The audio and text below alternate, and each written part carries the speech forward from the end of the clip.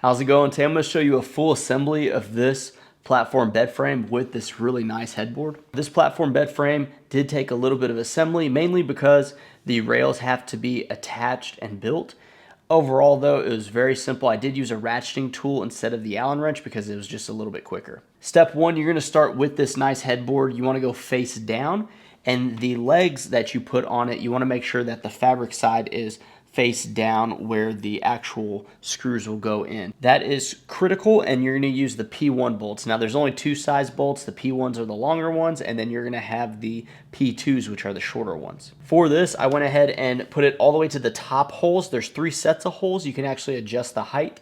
I had mine all the way at the top. Next, you're going to attach this brace piece. Now this brace piece is to help stiffen up and also be the back piece for the actual platform part. You're going to use 2 bolts to attach that on either side. Step 3 is going to be one of the more laborious as far as putting all the bolts in. That's where you're going to actually assemble the rails. Now the best thing to do is to have both sets just in front of you at one time.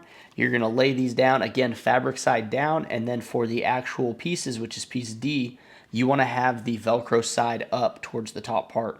And then you're going to insert the P1 bolts all the way through. Next, for pieces K, that's going to be the brace piece that attaches the 2 pieces to make the entire rail. You want to go ahead and start the screws first before you put the piece on, and then once you get it on there, you slide it in to those bolts, and then you would tighten it down. Next, this part can be a little tricky. This is going to be step 5. You have a bracket piece that you're going to put on both sides, but they're going to be the different pieces. It's going to be the N1 and the M1, and you want to make sure it is oriented correctly. So if this middle brace stick is facing towards you, you want to put the pieces that way so that you won't get confused. And then you're going to go ahead and twist on the leg for the footer that's going to go on the N1 piece. Step 6 is going to be the exact opposite.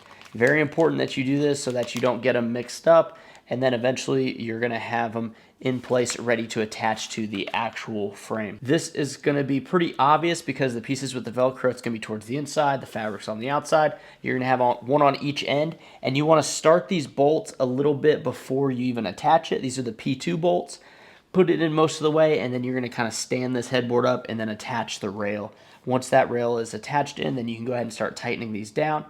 And then you're going to do the same thing on the other side with the footer or the front of the bed. You're going to pre-screw in those holes. I just did it with my finger, and then I would attach it to the actual bracket pieces. Once that is done, you're going to move on to step 9, which is going to be this middle brace piece. Now, for this one, there's just going to be one middle bracket, and you're going to attach it with piece J, and it's going to be the P1, the longer bolts, to attach them together. Next, you're going to go ahead and attach them to the actual frame themselves. That's going to be the shorter ones, the P2 bolts. You do want to make sure that the sponge side is going to be up whenever you are attaching that. For step 11, you're going to put this cross piece in. Now this cross piece is going to have the P1 bolt directly in the center, and then you're going to have to flex in the rails and put the other P1 bolts with the P4 washers on either side.